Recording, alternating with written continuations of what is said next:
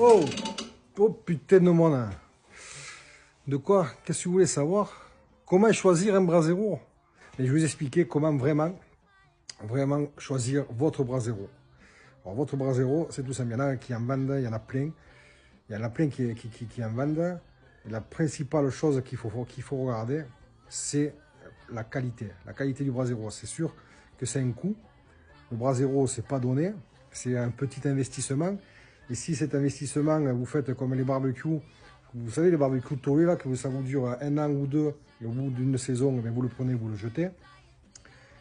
Eh bien, les braseros, c'est pareil. Il y a des braseros qui vont vous durer 2 ans, il y a des braseros qui vont vous durer 3 ans, et il y a des braseros qui vont vous durer toute votre vie.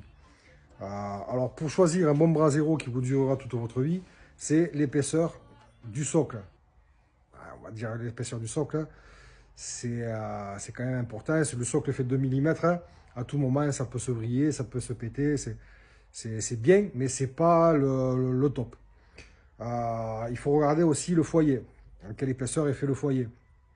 Si c'est un acier classique, si c'est un alliage, si c'est un acier Corten.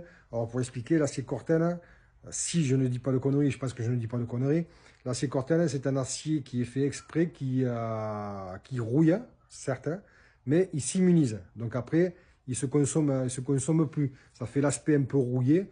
C'est ça, c'est un acier qui est fait exprès pour la déco. C'est pour ça qu'on marque souvent sur les braseros l'acier Corten. L'acier Corten, c'est ce qui sert aussi, où les archis, à un moment, c'était à la mode, les archis, ils habillaient les immeubles avec de l'acier Corten.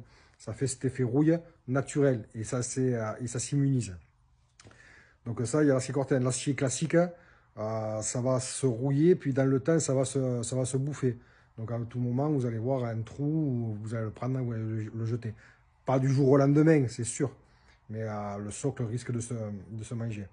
Et le foyer aussi pareil, parce que l'eau risque de stagner dedans. Si vous le laissez dehors, l'eau risque de stagner dedans et ça va plus faciliter à qui se trouve. C'est ce qu'ils font. C'est ce qui fait que les barbecues n'ont pas beaucoup de saison parce qu'on le laisse à l'extérieur. Et là, avec l'eau qui stagne à l'intérieur, et ça se rouille. Et ça se mange plus rapidement. Alors, je répète, regardez d'abord le socle, l'épaisseur, le type d'acier qui est proposé. Le top, c'est du Corten. L'épaisseur, 2, ça passe. 3, c'est mieux. Le foyer, en quel alliage il est fait? Si c'est un Corten, si c'est un alliage, un mélange de cuivre, d'inox et d'aluminium, c'est encore mieux, c'est une meilleure durée de vie. Après, il y a les plaques de cuisson, l'épaisseur des plaques de cuisson. Plaque de cuisson, moins de 8 mm, vous pouvez le prendre, le brasero, et le mettre de côté. Ça ne sert à rien. Une plaque de cuisson qui fait 3 mm ou 6 mm, quand vous allez mettre le feu, parce que généralement, le brasero, c'est fait pour la convivialité, donc on continue l'apéritif, et là, le brasero est à côté. Le mieux pour un brasero de top, c'est du 8 mm. À partir de 8 mm la plaque de cuisson, là oui, c'est un brasero qui va durer dans le temps. 8 mm, 10 mm, 12 mm, pour moi c'est un peu trop, c'est bien, mais pour moi c'est un peu trop parce que la cuisson va être trop lente. Ça va mettre du temps, beaucoup de temps avant que la plaque se chauffe. Donc 8 mm, 8, 10, c'est bon. 6 mm, ça va vriller. Je vous le dis parce que je l'ai fait, j'ai essayé. J'ai mis mon premier brasero perso à une plaque de 6 pour limiter les frais. Et bien, la plaque, avec la chaleur, ça a vrillé. Après, roulette ou pas sur roulette, est-ce qu'il est démontable ou pas démontable?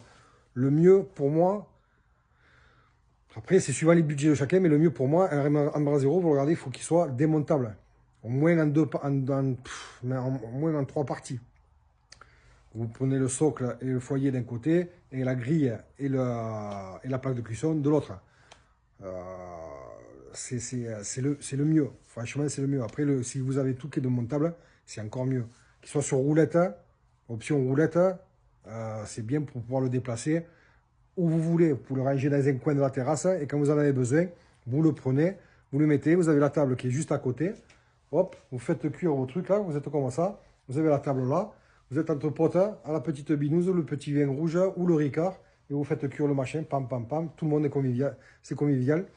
Tout le monde est à côté, et vous n'avez pas quelqu'un de coincé au fond du jardin, généralement, ou dans un coin de la cuisine d'été, à la grillade, tout seul, ou avec un pote qui lui amène de temps en temps la viande. Ça sert à ça, un brasero. Et après, comme je vous ai dit avant, les choix du brasero, c'est de cette façon-là, vous regarderez, vous verrez, certes c'est un investissement, mais si vous cochez à chaque fois toutes ces cases pour regarder, voir le bras zéro qui vous durera dans le temps, c'est un investissement qui sera à vie. Donc après, oui, moi j'en fais. Si vous êtes curieux, que vous voulez voir ce que moi je fais, vous pouvez aller sur mon site qui est dehors-metal.fr, ou vous allez sur ma page Instagram, ou vous allez sur ma page de Facebook. J'en ai fait aussi, vous allez sur ma page TikTok, j'en ai publié quelques-uns. Si vous êtes intéressé, pourquoi pas en acheter un. Ce sera avec grand plaisir que je ferai votre bras zéro personnalisé à votre image et comme vous le voulez. J'espère que cette vidéo vous a plu. Alors, vous pouvez vous abonner, ça fait plaisir. Un petit cœur, le mettre en favori. Donc, le mettre en favori et republier. Sur ce, à bientôt.